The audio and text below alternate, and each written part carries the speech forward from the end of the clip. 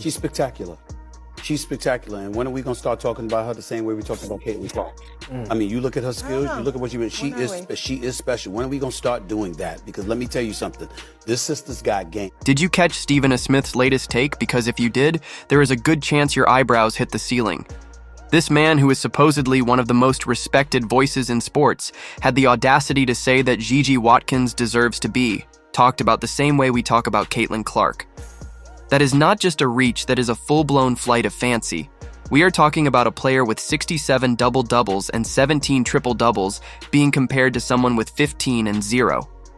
Seriously, when... Look at her skill sets, her ball handling ability, her driving ability, her shot making ability, her three-point shooting shot making ability. This sister is something special. She is spectacular. Pull up Jay right there. She is the package. And she's been the package. We saw her coming last year, but now that Caitlin Clark is gone, we should be focusing on her even more so now. And just like I told you when Caitlin Clark was the golden goose, I said that's the golden goose. That didn't mean she was the best player in the world. It meant that she was pretty damn good and coming, okay? And the fans loved her. And the irony, Stephen A. Smith is acting like he is some kind of helpless bystander in the media machine, lamenting why JuJu does not get more attention. Newsflash, Stephen A. You are the media. You literally sit on one of the most influential platforms in all of sports and get to decide who gets airtime. If JuJu is not getting the spotlight, maybe start by checking the mirror. I'm saying the only question now about JuJu is, why is she not being shown more love? Because clearly she deserves it. Yeah. Let us not act like this is some isolated slip-up either. On first take, he did not just casually mention JuJu's name. No, he went all in saying, when are we going to start talking about her? The same way we talked about Caitlin Clark, as if he does not have full control over the narrative on his own show. The man practically writes the rundown himself. When we see Caitlin Clark pulling up from logo range, oh, well, I'll be damned. When we see Caitlin Clark running the floor, finding Hannah Stolke like Peyton Manning finds Marvin Harrison, well, I'll be damned. It is not that JuJu Watkins is not good, she is very good, but great generational talent. Caitlin Clark is already redefining the sport at the professional level. Comparing JuJu to Clark at this point is like comparing someone training for a marathon to someone who has already crossed the finish line, set the record, and waved at the crowd. But the biggest problem is this is his show, and he's decided not to talk about JuJu. That's the funny part. Deep down, I think Stephen A. knows why they're not talking about JuJu Watkins. What makes this allowable is that Stephen A. keeps pretending he doesn't know how media works. He talks about coverage like it's this mysterious thing no one can control, except that he's been controlling it 4 decades. He could have JuJu on ESPN tomorrow. He could do an entire segment on her career stats and future if he really believed what he was saying. But instead he goes for the easy viral moment, knowing full well the comparison is nonsense. Caitlin Clark is the GOAT. She signed my jersey! So happy, I'm crying. I'm so happy. This is the best day ever. Caitlin Clark effect seems to be crazier than year one. I love watching her score and just everything about her. They went the extra mile just to watch her play here. This is great news for women's basketball, period. She just brings so much passion to the game, and look at all these people that just want to come and see her. It is no secret that the Indiana Fever are the most popular team in the WNBA. It is good for the entire WNBA. And this isn't an anti-JuJu rant. She's got talent, charisma, and a bright future. But Stephen A. didn't say she's promising. He said she's already deserving of the same treatment as Caitlin Clark. That's just delusional. It's not that JuJu's not good, it's that she's not there yet, and there's no shame in that. The thing that everybody can agree on is JuJu is special. JuJu is a great player. I love her personality. I love how she's aggressive on the court. She gets downhill, you're either about to give up 2 points or you're about to give up a fight. This entire segment felt like Stephen A. was tossing out a narrative just to stir up drama. He is trying to create drama where there is none. You want to champion JuJu Watkins, great.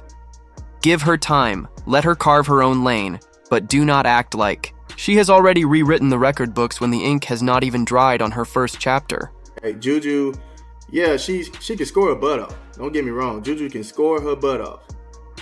But is she facilitated at a high level, right? Now, we're going to break it all the way down, man, because As much as I love JuJu, I just don't think she's there where Caitlin Clark is at. Just Stephen A., if you are going to push a narrative, at least make sure it passes the laugh test. Right now, you are not just holding the salt shaker. You dumped the whole thing in the soup and wondered why it tastes off. You do not get to manufacture a media moment and act surprised when people are not buying the spin. You built the machine, now take responsibility for what it is producing. That is how narratives become ridiculous when people in power pretend they are powerless, and in this case, the only thing Stephen A. is actually powerless against is the cold, hard truth. Caitlin Clark is in a league of her own, and trying to force a comparison does not elevate JuJu. It just makes the whole conversation look desperate. I just want to throw this stat at you, right? Caitlin Clark had 67 double-doubles and 17 triple-doubles in 139 games. Caitlin was more than a scoring machine. Absolutely. She's doing more than scoring. JuJu Watkins has 15 double-doubles and 0 triple-doubles through 62 games. That's for comparison of how great Caitlin was. You want to talk numbers? Let us do it. Caitlin Clark hit 2,000 career points in 75 games. That is video game stuff. For JuJu to match that, she would have to drop 33 points per game for the next 12 straight just to tie her. That is not on the rise that is chasing a comet with roller skates. Now, let's read this one. Fastest to 2,000 points NCAA. Caitlin, 75. Della Dunn, 75. JuJu Watkins has 1604 in 62 games. Need to average 33 points over the next 12 to hit 2,074 games. Now, if you break it down even further and compare their first 62 college games, sure, the points are close. 1662 for Clark, 1604 for JuJu rebounds almost dead, even 433 for Clark, 436 for JuJu, but assists. This is where the wheels come off. Clark put up 471 assists, JuJu just 214. That is not just a small discrepancy, that is a massive indicator of how different their impacts are on the court. One runs the offense and lifts an entire team. The other is still figuring out how to distribute. 62 games for Caitlin and JuJu. We see the points for Caitlin. 1662, 1604 for JuJu. She averaged 26 or 27, and JuJu averaged 26, right? 433 rebounds for Caitlin, 436 rebounds for JuJu, so she won there. 471 assists for Caitlin, 214 assists for JuJu. Are you seeing this? Caitlin Clark was generating nearly twice as many scoring chances for her teammates as JuJu Watkins while still dropping huge scoring numbers herself.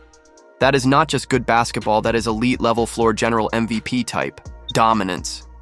That is what separates a scorer from someone who controls the entire flow of a game. Caitlin was not just padding her stats, she was running the entire offense and making everyone around her better. Now this is the main separation here, is what a lot of people aren't understanding. For you to be getting all these assists and still make it this tough for people to get to your scoring records, that is insane.